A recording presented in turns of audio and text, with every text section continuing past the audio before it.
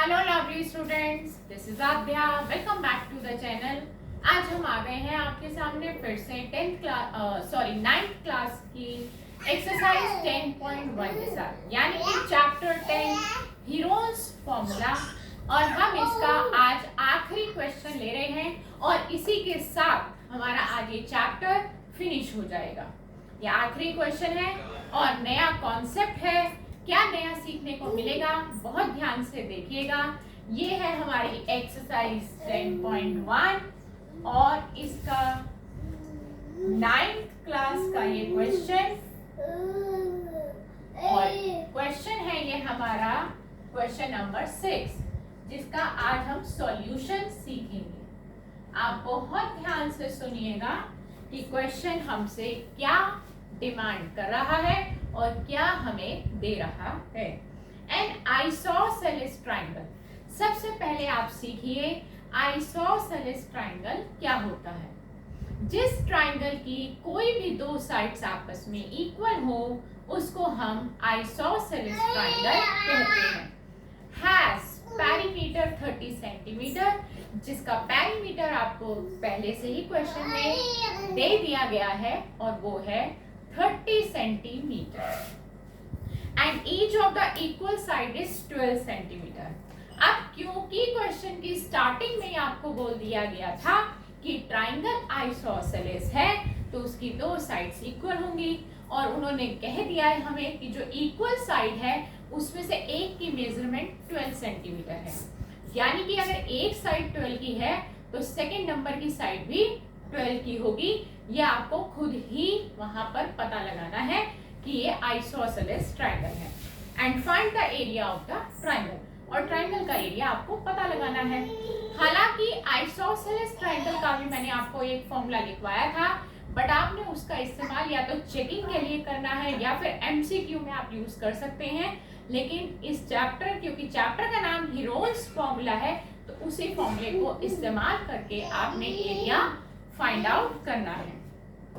तो मैं पहले यहाँ पर लिख देती हूँ, क्योंकि आइसोसेलेस ट्राइंगल है तो हम ए को मान लेते हैं कि वो भी 12 सेंटीमीटर है, बी को मान लेते हैं वो भी 12 है, और सी मिसिंग है, यानी कि तीसरी साइड हमारे पास नहीं है। अब क्योंकि तीसरी साइड नहीं है, शायद आपने मेरी सारी वीडियोस इस चैप्टर से रिलेटेड देखी हो, तो आपको पता होगा कि मैंने कहा था अगर एक साइड मिसिंग हुई तो हमें डेफिनेटली उस क्वेश्चन में पेरीमीटर जरूर दिया होगा, क्योंकि उस पेरीमीटर के फॉर्मूले से ही हम थर्ड साइड को डिराइव करेंगे। तो यहाँ पे भी इस क्वेश्चन में हमें पेरीमीटर दे रखा है 30 सेंटीमीटर। पेरीमीटर का फॉर्मूला होता है a plus b plus c is equal to 30 centimetre. a हमारा 12 रहेगा, b हमारा 12 रहेगा, c हमें निकालना है। जैसे सिंपली लीनियर इक्वेशन सॉल्व करते हैं वैसे इस क्वेश्चन को करेंगे। 12 plus 12 24 plus c is equal to 30। 24 के आगे प्लस है, उधर जाकर माइनस होगा और c हमारा आ जाएगा 6।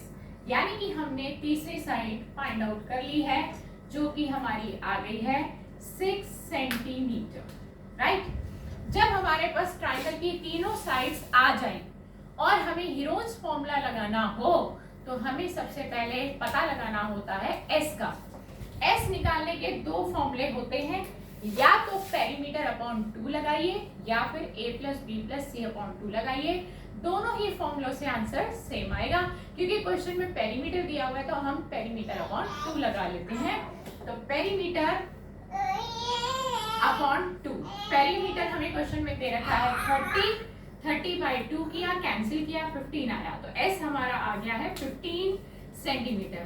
और साथ के साथ फिर से एक रिमाइंडर कि जो हमारा s है वो हमारी तीनों साइड से बड़ा होना चाहिए। आप चेक करेंगे 15 जो है a से, b से और c से, तीनों से बड़ा आ रहा है। दैट मीन्स कि हमने अभी तक जो कैलकुलेशन करी है वो बिल्कुल सही चल रही है। अगर हमारा s छोटा आ रहा होता तो हमें कैलकुलेशन चेक करने की जरूरत थी कि हमसे कहाँ मिस्टेक हो गई है। राइट। अब आगे बढ़ते हैं, एरिया ऑफ ट्राइंगल का फॉर्मूला लगाते हैं। मैंने आपको एक फंडा बताया था फॉर्मूले लर्न करने का। बोल बोल कर बार बार लिखिए, डेफिनेटली फॉर्मूला लर्न हो जाएगा।